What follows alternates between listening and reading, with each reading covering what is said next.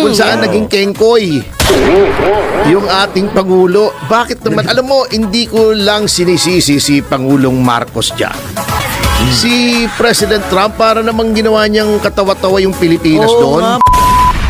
Heto ang ating tanong dito sa video na to. Sang-ayon ho ba kayo na magsona itong si Marcos Jr. sa gitna ng baha? Yarin lamang na iniyabang niya yung 5,500 flood control nung huli niyang sona at ngayon lubog ang maraming bahagi ng Maynila ngayong mga panahon na to. Sang-ayon ho ba kayo dyan mga kababayan? I-comment nyo na dyan sa comment section. Pero bago yan mga kababayan, isang like at isang subscribe. Masaya na tayo dyan sa mga gusto sumali sa ating community. Yung join button, nandyan lang ho sa baba. Ayun na nga, marami hong naglabas ang mga picture ngayon sa mundo ng social media na kung saan pinagtripan itong si Marcos Jr. Heto mga iba sa mga larawan, ilinagay ho ang kanyang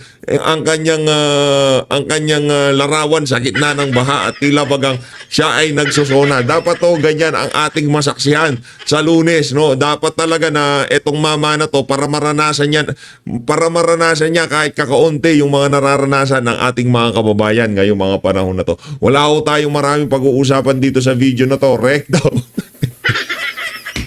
Anak ng Petrang Garapata. Iba talagang mantri pang mga Pilipino. Hindi ka poporma sa mga Pilipino. Yan, dapat dyan ka magsona, Brad. Anak ng toko, ayan, no? Dapat ganyan. Dapat dyan ka magsona. Diba? Hinabang mo yung 5,500. Ito na si Atty. Ferdy Topacio. Ang pinag-uusapan siyempre po ngayon ay yung nangyari sa Amerika. Kung saan naging kengkoy yung ating Pangulo. Bakit naman? Alam mo, hindi ko lang sinisisi si Pangulong Marcos dyan. Si President Trump, para namang ginawa niyang katawa-tawa yung Pilipinas doon. Oo nga, ba't nagkaganon yun? Parang mukha tayo nagmamalimos doon. Biro mo, Hindi! Significant accomplishment. So talaga, Atty. Ferdy Topacio. Yung 1%, napakaliit daw nun. Sa tingin ng iba, sa paningin ng iba, napakaliit. Pero significant accomplishment yan base dito kay Marcos Jr.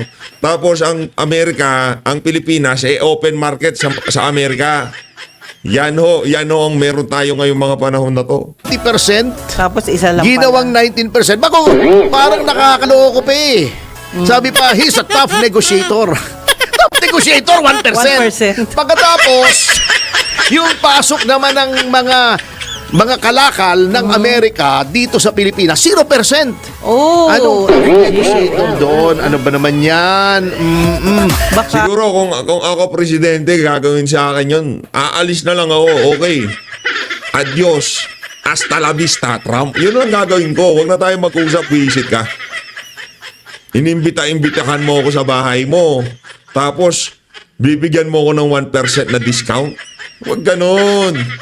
Tapos, napakarami yung mga base militar sa Pilipinas. Tapos, gusto nyong magtayo ng, tawag dito, ammunition factory sa Pilipinas. Tapos, 1% lang.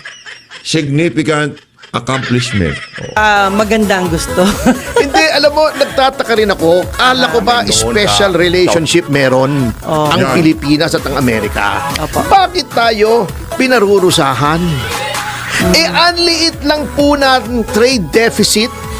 Di ba kaya may tarifa po? Kasi may trade deficit ang Amerika. Mas maraming pinapadala ang Pilipinas sa Amerika kaysa pinapadala ng Amerika sa Pilipinas. Yun po yung trade Yan. deficit. Kaya tinataasan nila yung mga ibang bansa para magbalanse. Yan po yan eh. Balancing act yan eh. Yes. Okay? Pero ngunit pa, no? Ngunit! Redundant! Okay. Bakit ganon? Ang liit lang naman kung ikukumpara sa ibang bansa ang trade deficit Ayun. ng Pilipinas sa Amerika. Ito ha, tingnan natin.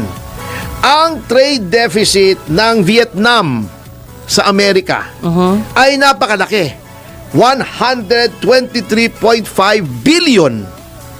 Oh? Oo, mas maraming God. pinapadala ang Vietnam sa US than vice versa. Parang China yan eh, malaki yung trade deficit. Pero mas malaki siyempre ang China, di hama. Okay ha?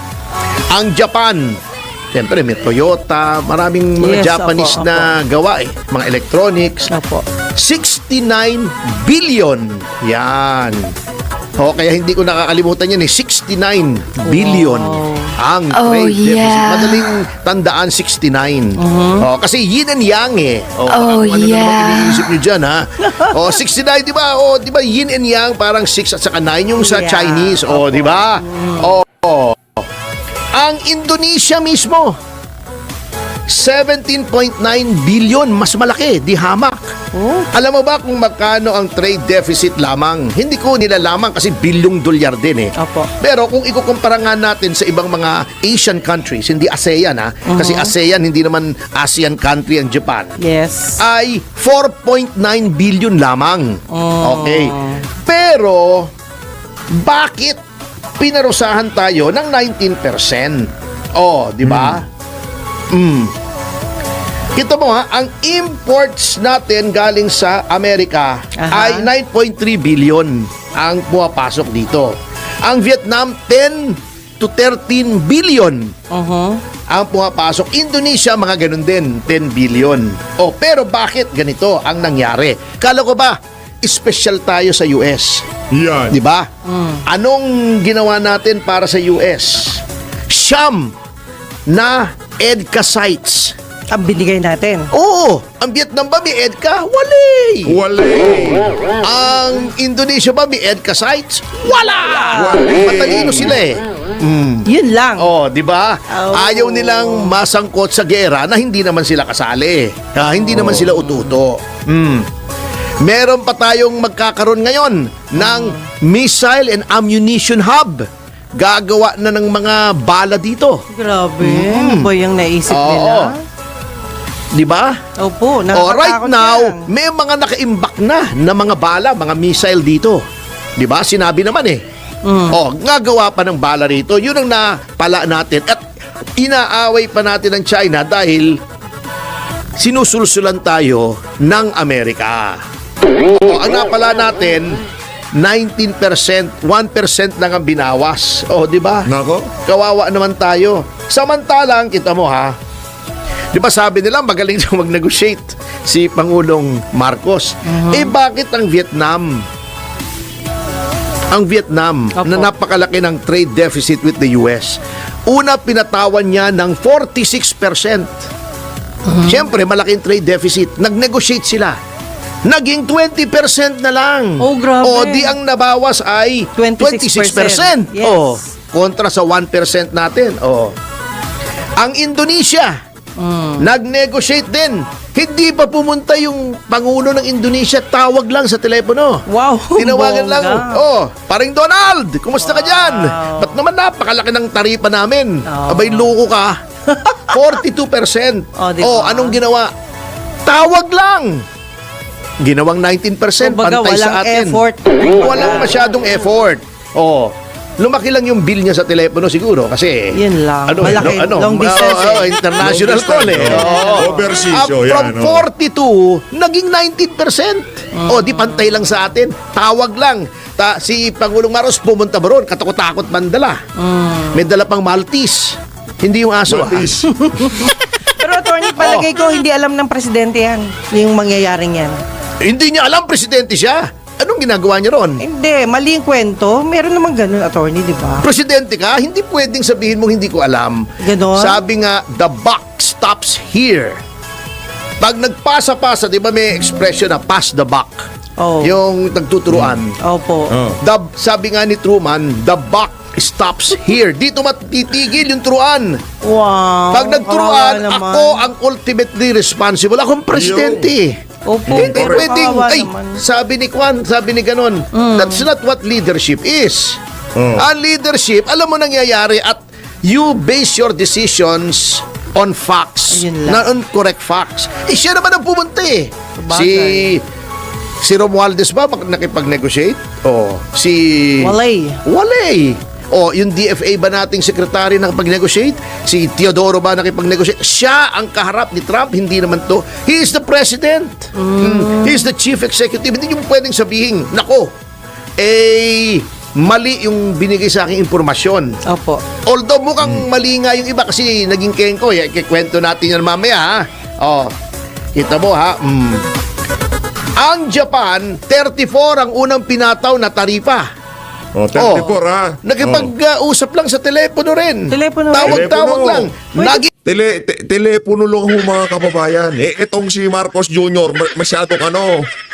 Masyadong atat na higa nga i-acknowledge siya nitong si yung i-validate siya nitong si Donald Trump. Nagpunta siya doon, nakabarong pa ang yung taka nagdala pa ng sandamukal na epal doon, no? Pati mga media sinama niya. Tingnan nyo ha, top negotiator ako.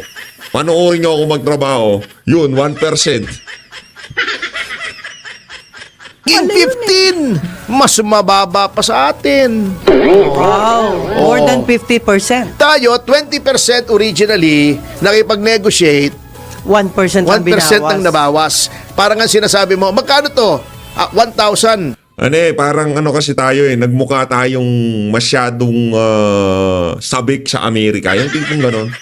Sabi siguro ni Trump, anak ng toko, yung ibang nagkikipag-negotiate sa akin, tinatawagan lang ako.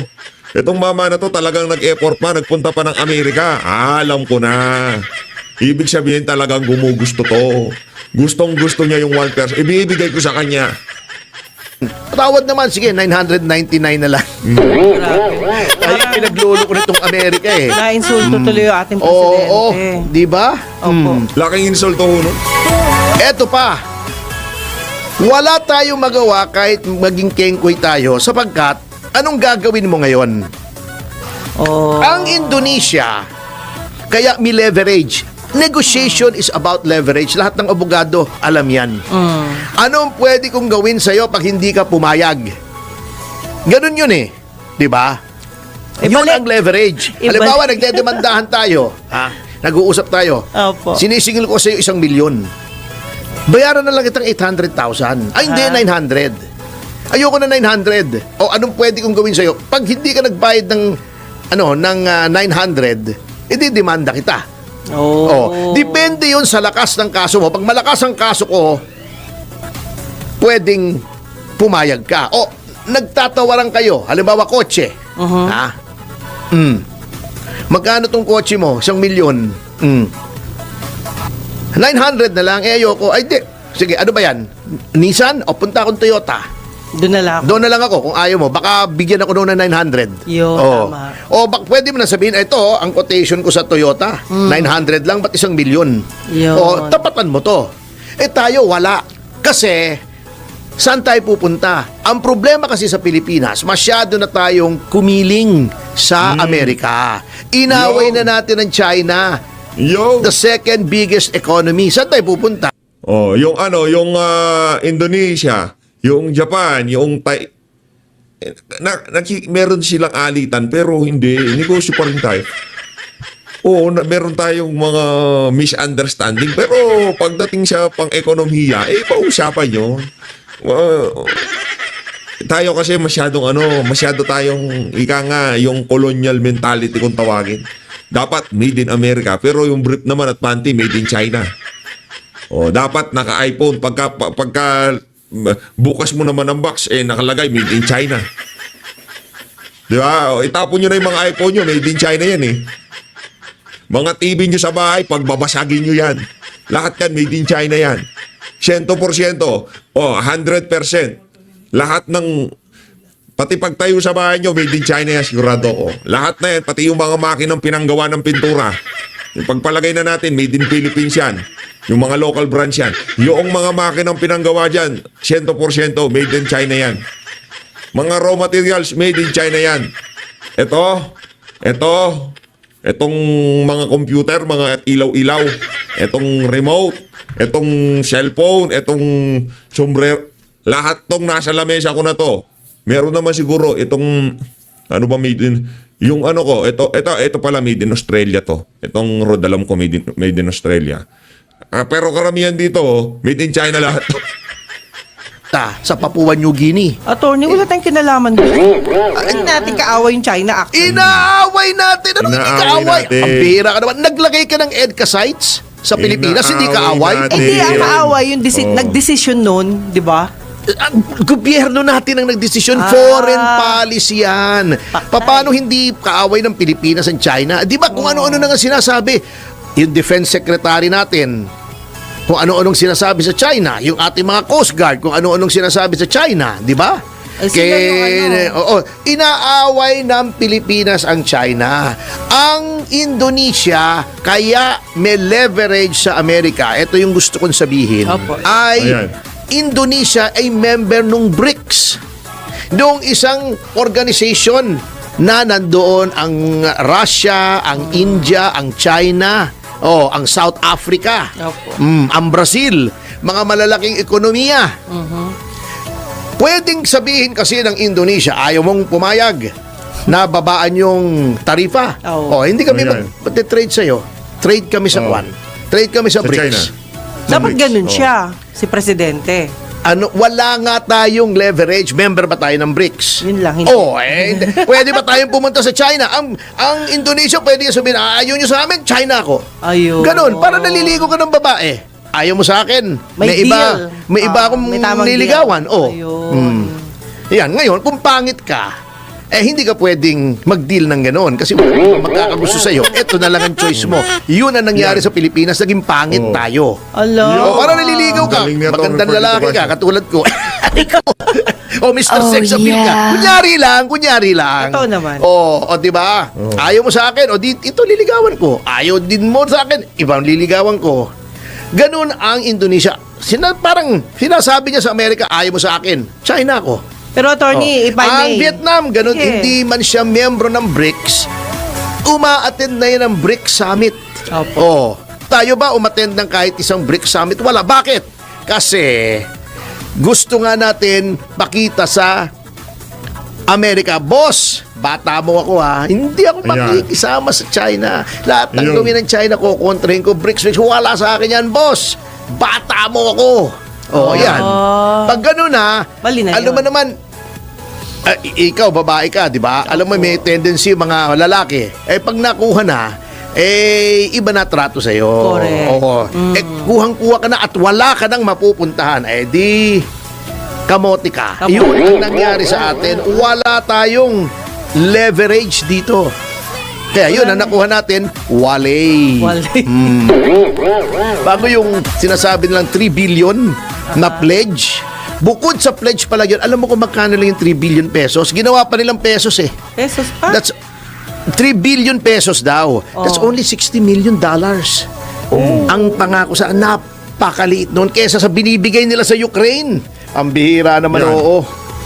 Wala eh. Talagang kaawa-awa tayo. Oo. Nagmukha ho tayong pulubi dyan sa ginawa ni Marcos na yon. Tama naman yung mga binibigay nila sa Ukraine, doon sa mga friend nila, sa friend, hindi naman kasi tayo friend, Attorney Ferdy. Di tayo Ngayon, anong pinagkakaabalahan natin? Impeachment. Away dito, away doon. Di ba? Opo. Etong sinasabi nitong House, yung House aawayin yung Supreme Court. Oh. Meron ba namang ikaw ha? Eto na lang kung gaano ka-weird yung stand ng House na hindi ayaw nilang sumagot sa tinatanong ng Supreme Court. Kapag ikaw ay may hearing sa kahit anong RTC, kahit MTC, meron silang tinatawag na clarificatory questions. Yung judge nagtatanong, sige nga, para maintindihan kung mabuti itong kasong ito, tatanong niya either yung nagdemanda o yung witness o yung abogado. Pwede niyang itanong yun. Pwede siya magtanong ng kahit ano. Ha? Okay. Eto, nagtatanong yung Korte Suprema ng mga tanong. Ayaw nilang sumagot. Sabi nila, hindi. That's beyond your jurisdiction. Gawin mo yun sa trial court, may magagalit sa yung judge. Oo Baka nga. makontempt ka pa eh. O di ba? Sila mismo. Hindi ba naiisip ito? Etong mga nasa house natin, sobrang yabang eh. Di ba pag sila, Quadcom, Tricom, may tinatanong sila sa witness. Yan. Pag ayaw Hinihiya sumagot, nila. hindi lang Contempt. hinihiya, Oh. pinokontempt pa. Contempt Oh. agad. Correct. What makes you think na hindi ganon ang rule? Supreme Court yan. Hindi naman kung anong court lang yan. Pinakamataas na hukuman. Kataas-taas ang hukuman. May kaso. Ang kaso ay tungkol sa validity ng inyong impeachment. Paano malalaman ng korte ang validity ng impeachment? Siyempre, may mga certain factual issues. Di ba? Opo. Tinatanong kayo, ayaw nyo sagutin. Bago, may tinitira pa tong si...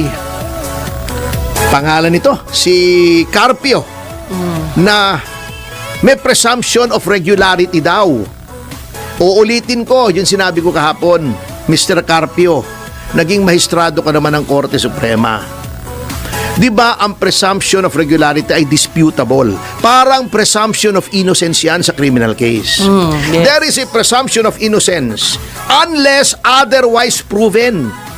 Pagka napatunayan ng prosecution na guilty ka, tanggal na yung presumption of innocence. Ganon din po ang presumption of regularity, Mr. Carpio. Ha? Kapag napatunayang irregular, wala na yung presumption of regularity. Yun ang kinukuha ng Supreme Court. May irregularidad ba? Oh. Tignan namin kasi may question eh.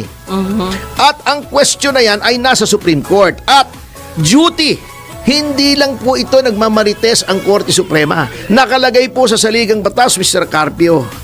Duty, katungkulan ng kataas-taasang hukuman na alamin kung may grave abuse of discretion. Ayun. Bakit sasabihin yung overreach? Anong overreach doon? Ginagampanan ng Korte Suprema katungkulan niya to determine whether or not there has been grave abuse of discretion on the part of the House. Overreach. Eto, nakakatawa. Dinag-statement ako kahapon. Opo, yes. Sabi ko, yung stand ng House, palagay ko nagpapayo dyan si dating Justice Carpio at saka si Laila de Lima. Sila rin, yes. Sabi ko, hindi lang arrogant, ignorant pa yung inyong opinion. Oh. Kasi, sinasabi ko yun kasi base sa konstitusyon. Eto, kengkoy. Kita mo mentalidad ng mga pro-impeachment na gusto nilang matuloy kahit illegal. Sabi nila, sino ka? Sino daw ako para sabing ignorante? Ang dating justice ng Court of Appeals.